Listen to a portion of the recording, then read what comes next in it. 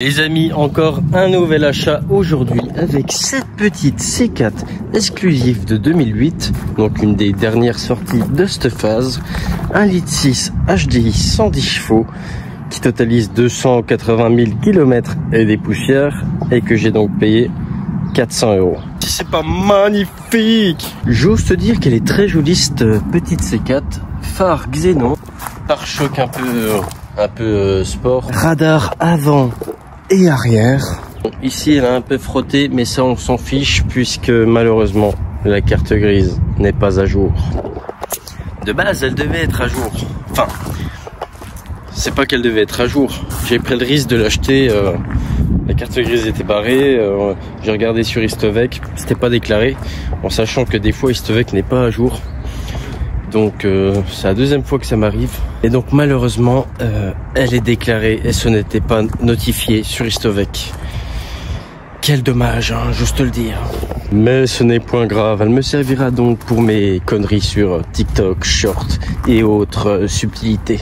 Le problème étant comme d'habitude que les gens ne font pas leur carte grise et ça devient un vrai problème. Déjà mis à la benne 100 fois mieux que ça, hein. C'est à cause d'une carte grise.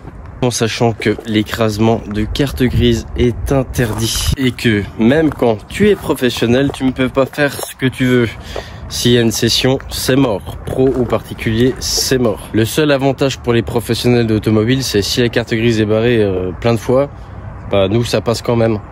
On rebarre, on remet la date et c'est bon. Alors qu'un particulier, si elle est barrée 15 fois, la préf elle te dira... Retourne chez toi, cousin. J'ai acheté cette merguezerie là, exclusive, magnifique, avec une clé de qualité. On l'avait pas l'air trop dégueu en plus. Ah, on va la démarrer, par contre elle est à sec.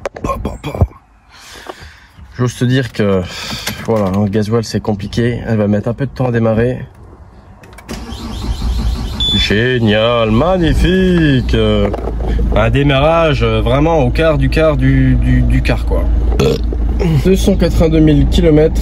Bon, c'est une C4 quoi, mais franchement elle était sympa, c'est dommage hein, pour une fois que les sièges sont pas craqués, qu'elle est plutôt propre. Bon après là-dessus les maladies des C4 Picasso, on a ici. Pourquoi tu touffes tout seul toi? Oh José, oh esprit, es-tu là? Matus, t'as tous. La maladie des C4, c'est le turbo, joint d'injecteur, c'est tout le bazar quoi. Hein. Les filtres qui se bougent dans les tuyaux de graissage de turbo. Faut serrer ces injecteurs assez souvent. En fait, ce qui est dingue, c'est que sur certains véhicules, les 1,6 litre HDI 110, ils bougent pas. Et sur d'autres, bah, c'est des vrais tas de tôles. Quand je bossais à Citroën, il y a fort longtemps, tous les jours on en faisait des turbos. Hein. C4 Picasso, C4 comme ça, tous les jours. Crépine, 3 vidanges, carter, tuyaux de graissage, turbo, joint d'injecteur, enfin tout le bazar habituel. Et ce qui me fait rire surtout, c'est quand j'en vois qu'ils changent leur turbo, ils remettent un Docase déjà. Donc changer un turbo foutu par un Docase, c'est pas le top, tu vois, c'est pas l'idéal. Mais surtout dans leur tuyau de graissage là, ils n'enlèvent pas le filtre.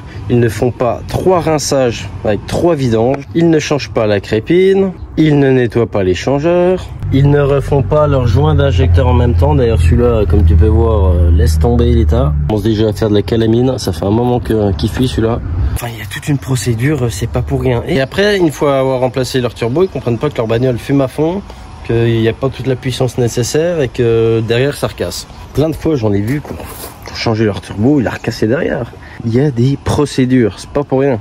Enfin bref, moteur merdique, on le sait. Hein. Vaut mieux prendre le 1,6 litre 90 chevaux, il bouge pas trop, c'est nickel. Juste resserrer régulièrement donc les deux vis, enfin les 2 écrous là, ici, en clé à laine.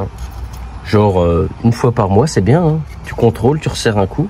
Pareil, les olives là qui fuient habituellement, tu les enlèves, tu mets de la Loctite, tu les resserres, et magnifique, ça fuit plus le gasoil. Bon, et pour les joints d'injecteur, bah, quand il y a du goudron comme ça, faut les faire quoi. Oh, même l'écran thermique il bouge pas, parce que les fixations de l'écran thermique cassent derrière là et là.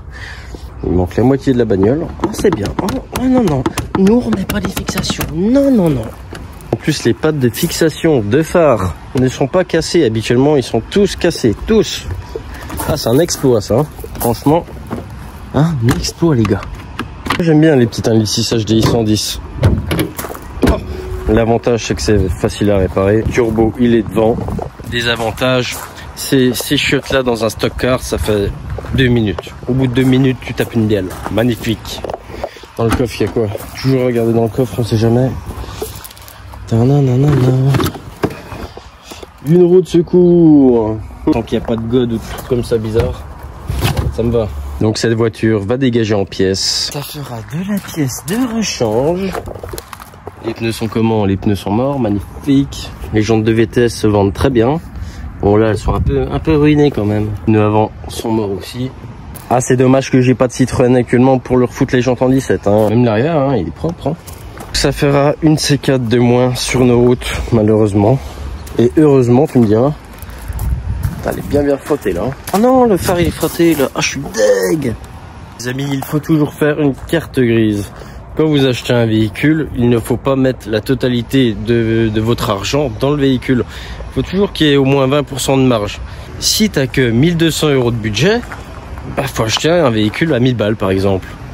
Comme ça, il te reste 200 balles pour faire la carte grise. Si tu as 12 000 de budget, bah, t'achètes un véhicule à 10 000. Comme ça, ça te laisse 2000 pour la carte grise. Bon, 2000, t'es large. Mais il faut toujours laisser un minimum de 20%. Déjà, pour les frais éventuels, un véhicule d'occasion aura toujours des frais. Même le meilleur véhicule, tu l'achètes, il sera jamais neuf. Tu auras toujours des bricoles. Ça aurait pu vraiment dépanner quelqu'un, hein, mais bon, c'est comme ça. La sentence est irrévocable. Je vais donc lui mettre actuellement un coup de pioche. Âme sensible, s'abstenir. Cette 206, là, elle a un petit peu pris l'eau, j'ose te le dire. Ce n'est rien à comparer à ce que je vais lui faire dans quelques jours. Regarde la culasse de ma Citroën C3, si c'est pas magnifique, elle est neuve. La piocherie, elle n'a jamais tort. Et voilà. Ça, c'est fait. Je peux te dire que c'est rapide de froisser une aile de C4, hein. C'est pas très costaud quand même.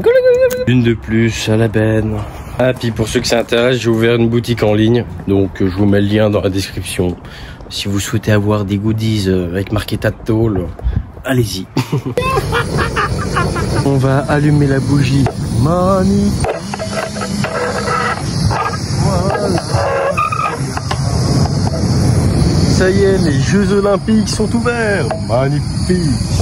Donc comme quoi ça ne se passe pas toujours comme prévu. Mais c'est pas grave. Moi les 400 balles je les récupère en 2 minutes là-dessus. 100 balles de jantes, 100 et quelques euros de kata, 200, moteur 250 il part à l'export. Elle est déjà remboursée. Et ça enlève de la circulation une voiture pas en règle. Parce que mine de rien, j'ai l'impression qu'il y a que des voitures pas en règle dans ce pays. Moi. Plus on en enlève, plus il y en a. Ça se finit jamais. Je comprends pas. Franchement, je devrais être payé par l'État pour enlever des véhicules comme ça de la circulation. Hein. Je devrais avoir une subvention. Hein. Donc si vous voulez me voir la torturer, les amis, cette voiture, je le ferai dans les shorts, dans les TikTok, sur Insta, sur Facebook. La prochaine vidéo se fera avec celle-ci. On va voir si elle résiste à une inondation extrême. A plus.